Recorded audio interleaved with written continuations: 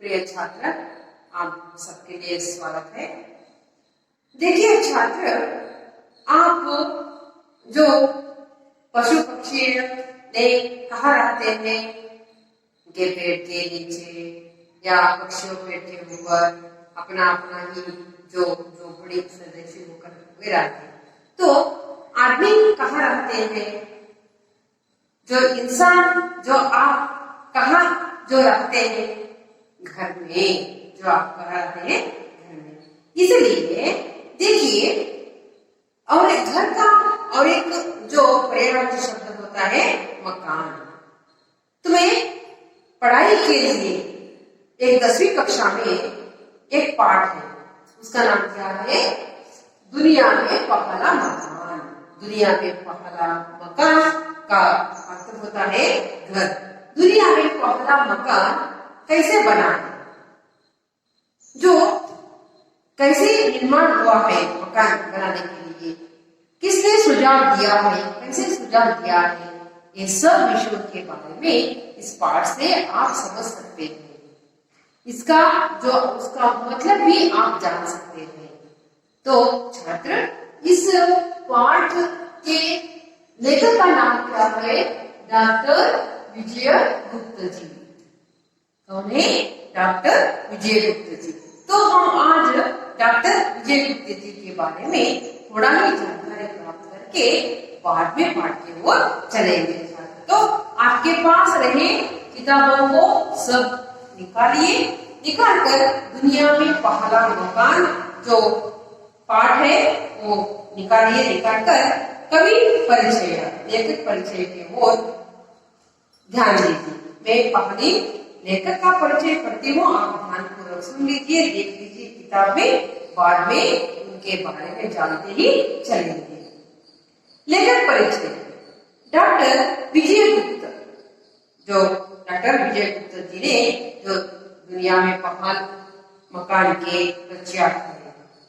Doctor विजय गुप्त जी का जन्म 21 दिसंबर सन 1944 को हुआ।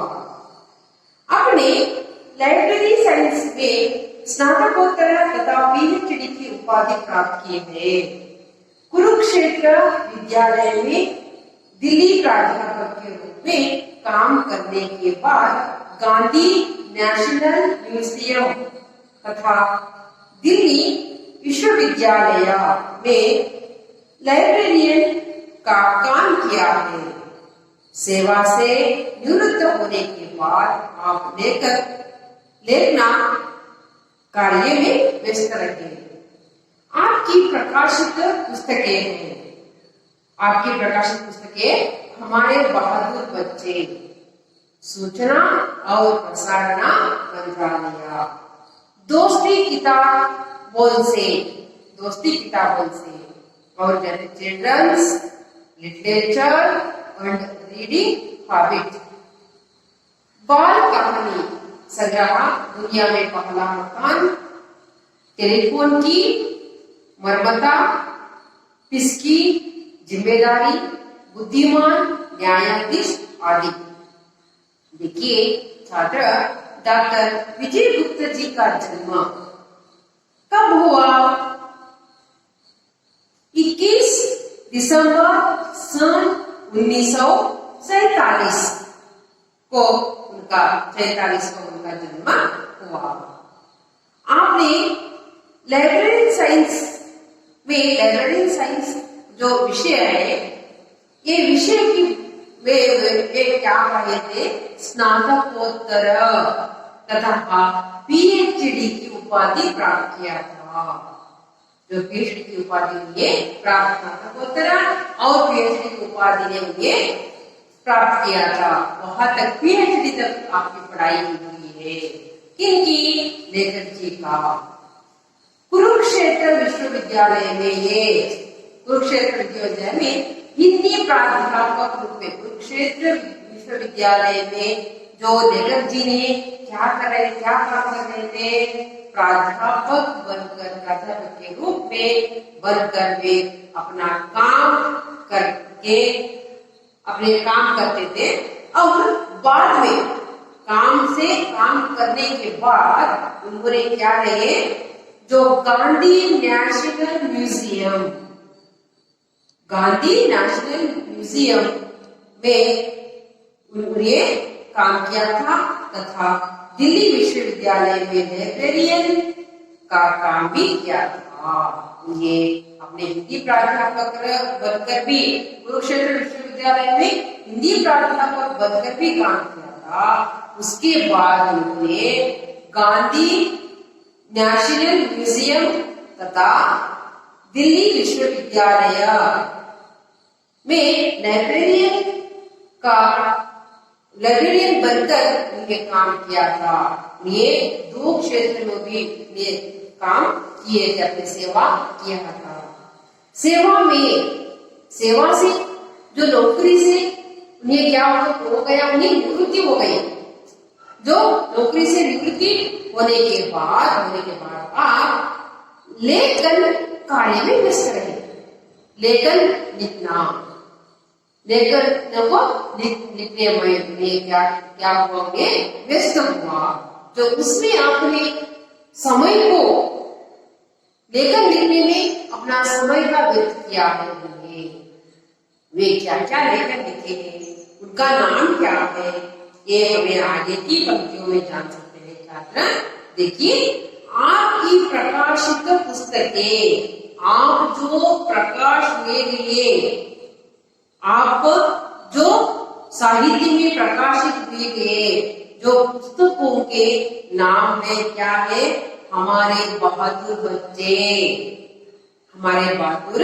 बच्चे।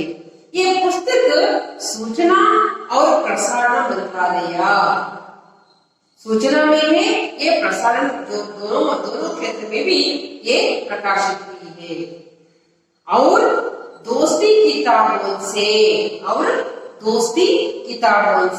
तो दोस्ती हम किताबों से कैसे रखना चाहिए, इसे जो अंग्रेजी में भी लिखे हैं उनका बता रहे हैं। Childrens literature and reading habit, बाल कहानी संग्रह, जो बाल कहानी संग्रह भी ये जो लिखे हैं, ये दोनों ही क्या है, ये बाल कहानी संग्रह है। दुनिया में पहला मकान, टेलीफोन की मरम्मता, इसकी जिम्मेदारी, बुद्धिमान न्यायाधीश आदि सब लेखन को उन्हें लिखे हैं। ये क्या हो गई है, प्रकाशित हुई गई लेखन है।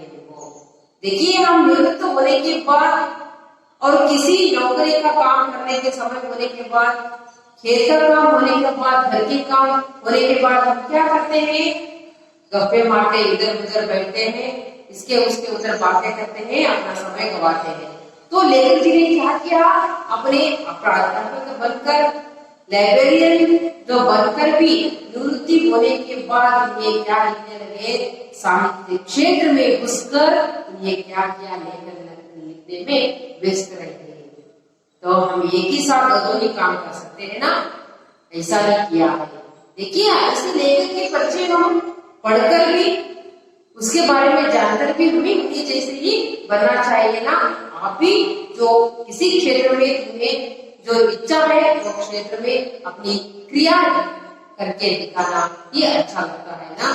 आपको दिखाने के लिए संपूर्ण जो आपको क्या है, स्वातंत्र है। इसलिए देखिए छात्र, लेखक जैसे हमें ही बनना है चाहे ना। लेखक के बारे में आप सब समझ पाया, लेखक का परिचय आपको कोई समस्या नहीं ना। हम आगे पाठ की ओर चलेंगे छात्र, आइए चलेंगे, देखेंगे पाठ में क्या क्या है विषय। उसके पहले में पाठ का आशय क्या होता है, इस पाठ का आशय में कौन कौन सी अंश आती है, ये समझकर हम पाठ के ओर चलेंगे। अनादिकाल से मानव पशु पक्षियों से अपने परिसर और वातावरण से कुछ ना कुछ सीखता आ रहा है। देखिए, अनादिकाल से, आज नहीं, कल नहीं, अनादिकाल से जो कहते हैं पुरातन काल से ही कहते हैं ना, उसी जैसे अनादिकाल से ही मानव पशु पक्षियों से अपने परिसर में और वातावरण से ही कुछ ना कुछ सीखता ही जा रहा है। हम पशु पक्षियों से कुछ सीखना पाते हैं और परिसर से हमें कुछ सीखना पाते हैं। ऐसा ही सीखा सीखना ही हमें चल रहे हैं ना, अपना जिंदगी कुछ ना कुछ हमसे पा रहे हैं, सीख रहे हैं ना। देखिए ऐसा ही बताते रहे हैं। और चिट्टियों सी गिरकर उड़ने का साहस सीखा है तो मुर्गियों ने उसे सुबह जल्दी उठने की सीख दी है।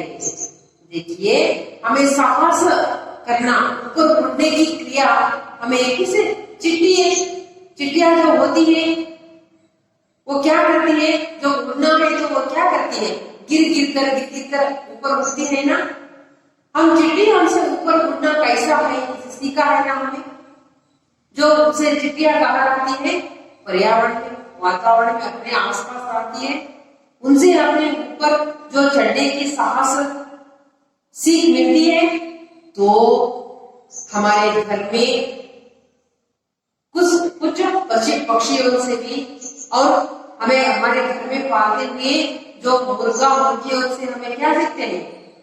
सबसे पहले जो 5 बजे होते ही, 4 बजे होते ही मुर्गा और मुर्गी क्या करते हैं, अपने घर में बोलते हैं। क्या बोलते हैं ना, आप सुनते हैं ना। देखिए आपके घर में बोलते हैं, सबको जगाते हैं, है ना, सबको वे जगाते हैं। जल्दी उठने की, सुबह जल्दी उठने को क्रिया को हमें मुर्गा मुर्गियों से सीखते हैं। सही है ना ये बात। देखिए ऐसे सीखते सीखते हमें चलते, इसलिए हमें हमसे पर्यावरण से हम जो हमें बिगड़ नहीं पाते हैं, हम जुड़े ही रहते हैं। एक नहीं तो हमें कोई आगे नहीं चलती, जी नहीं सकते हैं। इसलिए हमें जल्दी उठने की सीख दी है, कौन दी, मुर्गी और मुर्गा ने दिया है। इसी प्रकार विभिन्न पशु पक्षियों की, और इसी जैसे हमें विभिन्न पशु और पक्षियों से ध्वनियों का अनुकरण, पक्षी का ध्वनियों का अनुकरण, पक्षियां कैसे बोलती है ऐसे बोलते हैं हमें, प्राणियां कैसे जो बोलती है ऐसे ही हमें बोलते हैं, बोलकर भी दिखाते हैं ना। यह अनुकरण करते करते उसने अपनी भाषा को समृद्ध बनाया है। देखिए हमें पहले कहते हैं बंदर से मानव में मंगल कहते हैं, मंगलिता मानवा। हम पहाड़े बंदर जैसे थे, हमको मालूम है ना, हमसे जो पढ़े लिखे हैं ना, हमको बंदर से हमें मानव बने हैं। कैसे बने हैं आपको मालूम है ना। जैसे देखिए हम पशु पक्षियों से बोलने का पहले सीखे हैं, सीख और भी हमें बातचीत करने की जो हमें सीख मिली है। प्रस्तुत कहानी में यही दिखाया गया कि इंसान ने मकान बनाना भी, प्रस्तुत कहानियों में आप दुनिया में पहला मकान जो कहानी आप समझने के लिए या पढ़ने के लिए, उसका मतलब आप पाने के लिए आप बैठे हैं ना, आप तैयार है ना। वो कहानियों में पशु पक्षियों से, पशु प्राणियों से सीख मिला है। पहला मकान, दुनिया में पहला मकान कैसे बनाना जो सीख है मानव को किससे मिली है, पशु और पक्षियों से मिली है। पशु और पक्षियों से ही सीख मिली है। उसका सरल निरूपण इस कहानी में किया गया है। उसका सरल निरूपण, सरल रूप से आपको सब में समझ पाने का रूप में इस कहानियों में तुम्हें क्या किया गया है, बताया गया है, किया गया है। तो हमें आप पाठ के आशय जानते ही थोड़ा ही हमें जो मालूम हो गया, हमें मकान बनाने की सीख किससे मिली है ना। जो पाठ के आशय में कोई समस्या है नहीं, आगे चलेंगे हम। आइए छात्र, जो इसके पहले हमें मकान को सतत प्रयत्नशील होना, मानव को सतत प्रयत्नशील होना चाहिए। मानव ने सतत निरंतर से क्या करना चाहिए? प्रयत्नशील ही रहना चाहिए। प्रयत्न करते करते ही रहना चाहिए ना।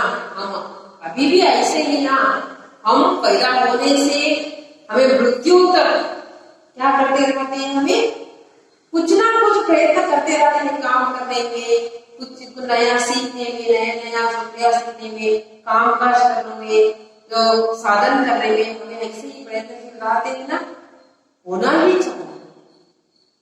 आप जो पाठ सुनकर घर में जाकर चुपचाप बैठना नहीं चाहिए। आप पाठ सुने हुए पाठ को घर जाकर और पढ़कर उसको संपूर्ण रूप से आप समझ लेना चाहिए। उसका मतलब, उसका प्रश्नों का उत्तर देना, पूरा ही कहानी अपने दिमाग में रखना चाहिए। तो आप किसी भी जो प्रश्न है उत्तर दे सकते हैं। कोई प्रश्न को उत्तर भी आप लिख सकते हैं ना। इसी जैसे हमें प्रयत्नशील रहना चाहिए।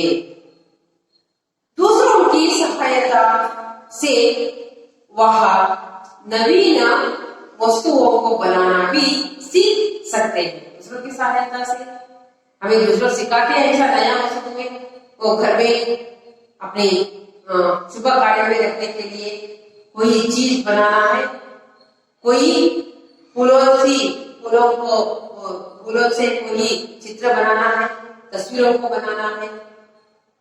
इसलिए जो अपने घर में जो मकान का सौंदर्य बढ़ाना है, तो आप क्या करते हैं? कोई घर में देखते आते हैं, उसी जैसे उन्हें पूछ लेते हैं तुम कैसे इनको बनाया है, हमें सिखा दो, हमें भी बनाना है। इस तरह हमें सीखते सीखते ही चलते हैं। तो इसे देखिए, नवीन वस्तुओं को बनाना भी सीख सकते हैं। ना केवल लोगों से अपितु प्राणियों से भी हमें सीख मिलती है। फिर लोगों से नहीं, प्राणियों से भी हमें सीख मिलती है। ये सब अंश जो प्रस्तुत कहानी में आप सुन सकते हैं। तो हमें अब पाठ के ऊपर चलेंगे। मैं पहले पाठ पढ़ती हूँ, आप देख लीजिए या अच्छी तरह सुन लीजिए, बाद में इसका मतलब हम जानते चलेंगे। पूर्वोत्तर भारत में बसने वाले सिंगो आदिवासियों में जो कहानी कही जाती है, उसके अनुसार सबसे पहले आदमी को मकान बनाना बहुत से पशुओं से सिखाया है। उन दोनों आदमी गुफाओं में और पेड़ों के नीचे रहते थे। उस समय किंदू लाली और किंचा लालीदा नामक दो दोस्तों ने तैयार किया कि मकान बनाएंगे। मुश्किल यह थी कि वे नहीं जानते थे कि मकान कैसे बनाया जाते हैं। इसलिए वे पशुओं से पूछताछ करने के लिए जंगल की ओर चल पड़े। उनकी मुलाकात सबसे पहले हाथी से हुई। दोनों दोस्तों ने हाथी को नमस्कार किया, फिर कहा, हाथी भैया, हम लोग मकान बनाना चाहते हैं, आप बता सकते हैं कि मकान कैसे बनाए जाते हैं? हाथी ने बोला, इसमें क्या कठिनाई है? इसमें क्या कठिनाई है? पेड़ों से लकड़ी के इतने मोटे और मजबूत गोले काट लो जितने मेरे पैर हैं। दोनों दोस्तों ने आगे पूछा, इसके बाद क्या करना पड़ेगा? हाथी ने उत्तर दिया, आगे की बात तो मैं नहीं जानता, मुझे रत्ती भर भी पता नहीं। दोनों दोस्तों आगे बढ़े। रास्तों में उन्हें सांप मिला। दोस्तों ने सांप को रोका, उसे नमस्कार किया, बोले, सांप भैया, हम लोग घर बनाना चाहते हैं, आप बता सकते हैं कि कैसे बनाया जाए? हाथी ने हमसे कहा कि उसके पैर जैसी मजबूत और मोटे लकड़ी के गोले पेड़ जैसे काट लो। उसे बस इतना ही मालूम है, आगे की बात तो वह नहीं जानता। देखिए आज की जो अवधि में इतना तो हमें देखिए छात्र, उन दिनों आदमी गुफाओं में रहते थे ना, इस तरह हमें सुने हैं ना। तो देखिए ये गुफाओं में रहने वाले जो आदमी कौन है? पूर्वोत्तर भारत में, पूर्वोत्तर भारत में बसने वाले, पूर्वोत्तर भारत में जो बसने वाले, वहां रहने वाले, जो पर्यावरण में, वातावरण में जो बसे हुए, वहां अपना जीवन को बिताते रहे, जो सिंगापुर आदिवासियों, उनका नाम क्या है? पूर्वोत्तर भारत में बसने वाले जो आदमियों का नाम क्या है? सिंगापुर आदिवासियों में जो कहानी कही जाती है, वह कहानी, उनका कहानी हमें कहने के लिए चले गए। उसके अनुसार, वे आदमी के अनुसार, वे बताए गए बातों के अनुसार, उसके अनुसार सबसे पहले आदमी को मकान बनाना, मकान जो है घर, मकान का मतलब यह है घर बनाना, आपका घर है ना, जैसे घर बनाना बहुत से पशुओं ने सिखाया है, बहुत से कौन सिखाया है? पशुओं ने सिखाया है, पशु पक्षियों ने घर बनाने को सिखाया है। उन दिनों आदमी गुफाओं में, उन दिनों में, पूर्वोत्तर भारत के दिनों में आदमियों ने कहाँ रहते थे? गुफाओं में, जो कन्नड़ में कहते हैं गुहेगढ़ू, पेड़ों के नीचे रहते हैं, पेड़ों के नीचे वे बसते थे, रहते थे, अपने जीवन को बिताते थे। उस समय ऐसा ही कहाँ तक हम रहे? इस तरह दोनों जो आदमियों ने, दोनों जो दोस्तों है, वो सोते हैं। क्या सोते हैं? उस समय में दो जो आदमियों ने सोचे, दोस्तों ने सोचे, उनका नाम क्या है? किंतु लाली और किंचा लाली दाम नामक दो दोस्त थे। उनका दोस्तों का नाम क्या है? हिंदू लाली और किंचा लाली दाम नामक दो दोस्तों ने तैयार किया, तो निश्चय किया है उन्होंने। क्या निश्चय किया? कि वे मकान बनाएंगे। हम तो क्या करेंगे? मकान बनाएंगे। हम क्या करेंगे? मकान बनाएंगे। जो मकान बनाने में जो हमें क्या होगी? मुश्किल यहाँ थी कि वे नहीं जानते थे कि मकान कैसे बनाए जाते हैं, मकान कैसे बनाए जाते थे, वो नहीं जानते थे। क्यों? मकान में हमें कैसे बनाना है, मकान बनाने में पहले क्या करना है, ये सब विषय ने वे नहीं जानते थे। कौन? दोनों दोस्तों ने वे मकान बनाने को नहीं जानते थे। उनके बहुत मुश्किल हुआ है, उनके सामने एक समस्या खड़ी हो गई है कि हम मकान कैसे बनाए, हम मकान को कैसे बनाए, हम मकान को बनाने में जो हमें मुश्किल हो रही है, मकान कैसे बनाए जाए, जो कैसे बनाना है, इस समस्याओं को उन्हें सामना कैसे हो सकता है, इसके बारे में हम क्या करेंगे, इस तरह हम ये सोचते चले तो उन्होंने क्या हुआ? वे नहीं जानते थे कि मकान कैसे बनाया जाते हैं, इसलिए वे पशुओं से पूछताछ करने के लिए जो जंगल में रहे गए, वनों में रहने वाले पशु पक्षियों से पशुओं को पूछताछ करने के लिए अपने मकान बनाने का जो तरीका, जो कुछ वो जंगल में रहने वाले पशुओं ने जो बता सकते हैं, इसकी आशा रखकर उन्हें क्या करने लगे, जंगल की ओर चलने लगे। दोनों ही जंगल की ओर चलने पड़े। तो आगे क्या होती देखिए, उनकी मुलाकात, भेंट, मुलाकात का अर्थ होता है भेंट करना, और ना करण बता दो, और ना भेटी आ गई। उनकी मुलाकात सबसे पहले किससे हुई? हाथी से हुई। किससे हुई? हाथी से हुई। हाथी करण कहते हैं आने। सबसे पहले मोटा ಮೊದಲನೆಯ भेटी, मोटा ಮೊದಲನೆಯ और भेटी आने जैसे आई।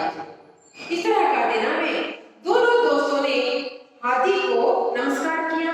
हाथी दिखाई पड़ी उनको जंगल में। सबसे पहले ने क्या किया, जंगल में जाए हाथी ने दिखाई दी तो हाथी से क्या किया, उन्हें नमस्कार किया। नमस्कार करके उन्हें क्या किया देखिए, फिर कहा नमस्कार किया, हाथी भैया हमें लोग मकान बनाना चाहते हैं। हाथी भैया हमें एक घर बनाना है रहने के लिए। बारिशों से, हवा की, ये धूप का से बचने के लिए हमें क्या बनाना चाहिए, ये प्राणियों से बचने के लिए हमें क्या बनाना चाहिए, एक मकान बनाना चाहिए। हम एक मकान बनाना चाहते हैं। आप बता सकते हैं, आप क्या मालूम है मकान बनाने में, कोई तुम्हें मालूम है उसके विषय के बारे में? आप बता सकते हैं कि मकान कैसे बनाए जाते हैं, आप बता सकते हैं कैसे बनाना है मकान। इस तरह दोनों दोस्तों ने क्या किया, हाथी से पूछा। तो इसके बारे में हाथी क्या बताती है देखिए छात्र। हाथी बोला, इसमें क्या कठिनाई है, मकान बनाने में क्या कठिनाई है? पेड़ों से लकड़ी के इतने मोटे और मजबूत गोले काट लो। पेड़ों से तुम्हें क्या करो, मजबूत और मोटे जैसे लकड़ियों को काट लो। गोले जैसे लकड़ियों को काट लो जितने मेरा पैर है। तुम्हें पेड़ों से मोटे और मजबूत गोला करके जो लकड़ियों को काट लो। मेरा पैर देखो कैसी दिखाई दे रही है। हाथी का पैर कैसा रहता है, मजबूत और मोटा रहता है ना, इसलिए इसी तरह काट लो। दोनों दोस्तों ने आगे पूछा, काट लेते हैं मोटे और मजबूत लकड़ियां काट लेते हैं। तो आगे क्या करना है, इसके बाद क्या करना पड़ेगा, और लकड़ियों को काटने के बाद हमें क्या करना पड़ेगा, तो पूछेंगे दूसरी बात। तो हाथी ने उत्तर दिया, आगे की बात तो मैं नहीं जानता, मैंने इतना ही मालूम है, मुझे आगे की बात में कैसे बनाना नहीं जानता है, मुझे रीति पर पता नहीं है, पूरा मकान बनाने का तरीका जो मुझे पता नहीं है। इस तरह हाथी ने उत्तर दिया। तो दोनों दोस्तों को संतोष नहीं हुए, मकान बनाने का पूरा उनको मालूम नहीं हुआ। तो आगे बढ़ते हैं, दोनों आगे बढ़ते हैं। तो रास्ते में उन्हें क्या मिलता है, सांप मिलता है। रास्ते में उन्हें सांप मिलता है। दोनों दोस्तों ने सांपों को रोका। सांप जा रहा है अपने रास्ते में, जो सांप मिला है उनको रोका है, उसे नमस्कार किया। दोनों दोस्तों ने सांपों को नमस्कार किया और बोले, सांप भैया हम लोग घर बनाना चाहते हैं।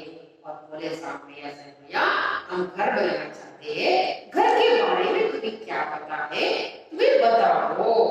इस तरह उन्हें पूछा और कहे, हाथी ने हमसे यहाँ कहा है कि उसके पैर जैसे मजबूत और मोटे लकड़ी के गोले पेड़ से काट लो। हमें हाथी मिला था तुमसे पहले, हाथी भैया ने हमें बताया कि हमें उसे पूछे है मकान कैसा बनाना है, तो वे कहे मेरे पैर जैसे मोटे और मजबूत लकड़ी को गोलाकार को काट लो। इस तरह हमने बताया है, आगे की बात मुझे नहीं मालूम था।